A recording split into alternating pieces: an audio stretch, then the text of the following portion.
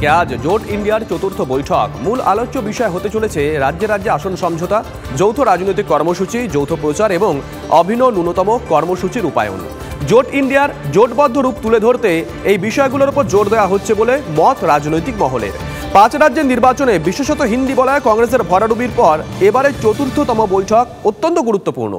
মহুয়া কাণ্ডে সোনিয়া রাহুল পাশে দাঁড়িয়েছিল তৃণমূল সাংসদের। এরপর সংসদ কাণ্ড নিয়ে স্বরাষ্ট্রমন্ত্রীর বিবৃতি ইতিমধ্যেই দাবি করেছে ইন্ডিয়া জোটের সবকটা শরিক দল।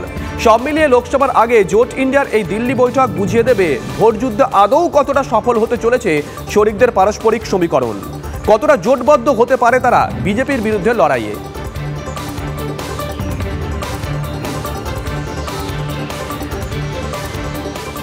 বৈঠকের আগে বেশ কয়েকটা পলিটিক্যাল রিঅ্যাকশন আমরা পেয়েছি, কে কি বলেছেন শোনাবো। ममता बनर्जी बहुत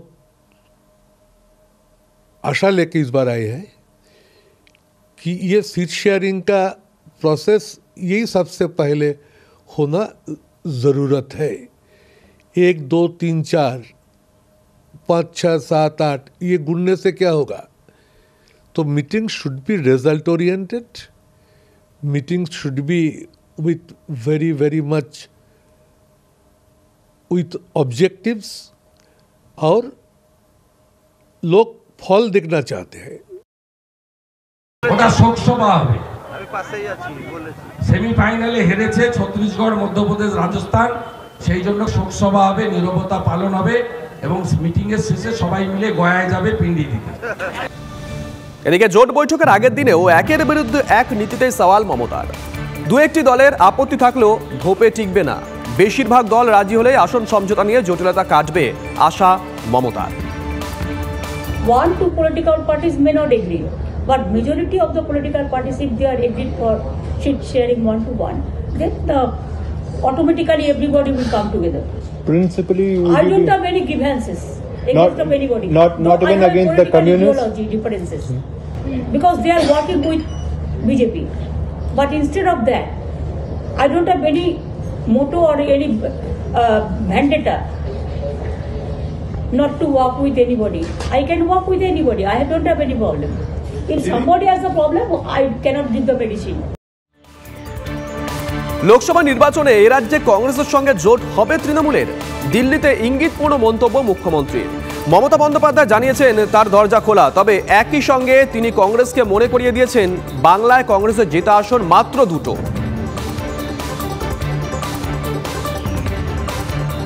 Somebody must bail the cat. I think it is everybody. It is everybody. Have you offered them 2 seats? No. Somebody must bail the cat, meaning? Meaning, I don't have any problem if they have the genuine things. But Bengal, you know that they have only 2 seats. But you are open to an alliance with the Congress? No, I am open to talk. I am open to discuss. But will you place this condition that they should leave their alliance with the left before they have an alliance with you in Bengal? It is their choice.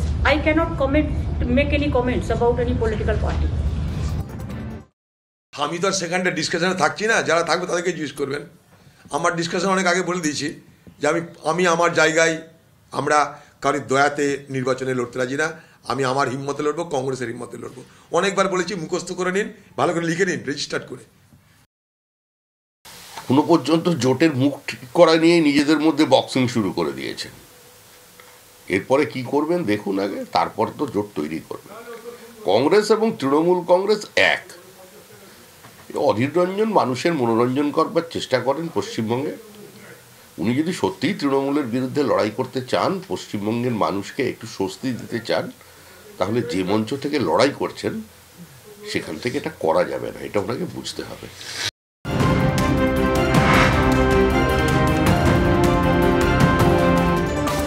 আর এই মুহূর্তে আরো একটা বড় খবরের দিকে নজর রাখতে হচ্ছে পিসিআরকে বলবো বিগলে দেখানোর জন্য। এই মুহূর্তে নিঃসন্দেহে বড় খবর, আজ ইন্ডিয়া জোটের বৈঠকে থাকবেন অরবিন্দ কেজরিওয়াল। আপ সুপ্রিমো থাকবেন আজকের এই বৈঠকে।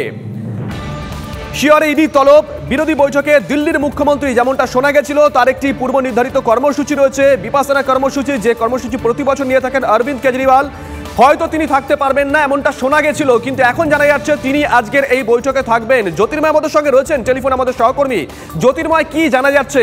অরবিন্দ কেজরিওয়ালের পূর্ব নির্ধারিত কর্মসূচি সেটা কি বাতিল হলো না স্থগিত হলো? কেন এই বৈঠকটাকে গুরুত্ব দিচ্ছেন কেজরিওয়াল? দেখো, যেহেতু বৈঠক এই মুহূর্তে দিল্লিতে হচ্ছে, সেই কারণের জন্য অরবিন্দ কেজরিওয়াল তার শিডিউল কিছুটা পরিবর্তন করেছেন এবং এই মুহূর্তে যে খবর আমরা পাচ্ছি যে তিনি আর কিছুক্ষণের মধ্যে তামিলনাড়ুর মুখ্যমন্ত্রী এম.কে. স্ট্যালিনের সঙ্গে তিনি দেখা করবেন। গতকাল রাতে তিনি মুখ্যমন্ত্রী মমতা বন্দ্যোপাধ্যায়ের সঙ্গে দেখা করেছেন এবং তারপরে উদ্ধব ঠাকরের সঙ্গে তিনি দেখা করেছেন। অর্থাৎ ইন্ডিয়া জোটের যারা প্রথম সারির নেতা তাদের প্রত্যেকের সঙ্গে এই সময় দেখা করছেন অরবিন্দ কেজরিওয়াল এবং তার পরবর্তী ক্ষেত্রে সিদ্ধান্ত হয়েছে যে অরবিন্দ কেজরিওয়াল আজ ইন্ডিয়া ব্লকের বৈঠকে উপস্থিত থাকবেন এবং তার সঙ্গে পাঞ্জাবের মুখ্যমন্ত্রী তিনিও উপস্থিত থাকবেন, রাঘব চাড্ডা তিনিও থাকবেন। অর্থাৎ আম আদমি পার্টির পূর্ণ প্রেজেন্স বা পরিপূর্ণ প্রেজেন্স কিন্তু থাকছে আজকে। এবং যেটা গুরুত্বপূর্ণ বিষয়, নির্বাচনের সময় 5 রাজ্যের নির্বাচনের সময় আমরা দেখেছিলাম যে কংগ্রেসের মানসিকতা নিয়ে সমাজবাদী পার্টি বা আরজেডি জেডিইউ এর মতো প্রকাশ্যে মুখ খুলেছিল আম আদমি পার্টিও। ফলত সেই জায়গা থেকে আবারও একটা ঐক্যের বাতাবরণ এই মুহূর্তে গড়ে তোলার চেষ্টা হচ্ছে সব পক্ষ থেকে। ধন্যবাদ জ্যোতির্ময়।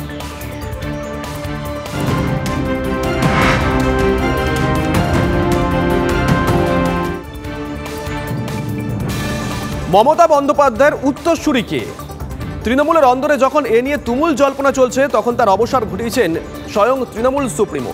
তিনি জানিয়ে দিয়েছেন আপাতত তিনিই দলের শেষ কথা। মমতা আরও জানিয়েছেন তৃণমূল কংগ্রেস একটি পরিবার, যখন সময় হবে তখন তৃণমূল পরিবার যে সিদ্ধান্ত নেবে সেটা সময়ই নেবে। কিছুদিন আগে এই দলীয় সভায় বয়স নিয়ে ওঠা প্রশ্ন খারিজ করেন তৃণমূল সুপ্রিমো। দলের নবীনদের পাশে দাঁড়িয়ে তৃণমূল নেতা কুণাল ঘোষ মন্তব্য করেছিলেন, দেহত্যাগ না করলে পদত্যাগ নয়। এ কেমন কথা? দলের সেকেন্ড ইন কমান্ড অভিষেকও মন্তব্য করেন, অনেকেই যোগ্যদের সামনে আসতে দেন না। সেই প্রেক্ষিতে মমতার এই মন্তব্য অত্যন্ত তাৎপর্যপূর্ণ মনে করেছে রাজনৈতিক মহল। Our family means Trinamool Congress family, we consider it is our family, so it is together. जब परिवार एक है तो उसमें हमको डिसीजन लेना क्या है? वो तो तृणमूल कांग्रेस परिवार डिसीजन लेगा जब कुछ होगा। अभी तो चलो ना, चलते हैं ना, चलता रहेगा। মমতা বন্দ্যোপাধ্যায় কি বললেন তা তো শোনালাম। কুণাল ঘোষ কদিন আগে ঠিক কি বলেছিলেন শোনাই একবার। মমতা বন্দ্যোপাধ্যায়ের পরবর্তী মুখ্যমন্ত্রী হিসেবে আমি অভিষেক বন্দ্যোপাধ্যায়ের নাম বলেছি। ফলে 2036 পর্যন্ত মমতা বন্দ্যোপাধ্যায় মুখ্যমন্ত্রী থাকবেন, 2036-এ অভিষেক বন্দ্যোপাধ্যায় মুখ্যমন্ত্রী হবেন। তবে হ্যাঁ, তার আগে যদি মমতা বন্দ্যোপাধ্যায়কে দিল্লির কোনো গুরুদায়িত্ব তার কাছে এসে যায় বা ব্যতিক্রমী কোনো সিদ্ধান্ত তিনি নেন, সেটা তো সবসময়, সেই সম্ভাবনার দরজা তো সবসময় খোলা থাকে।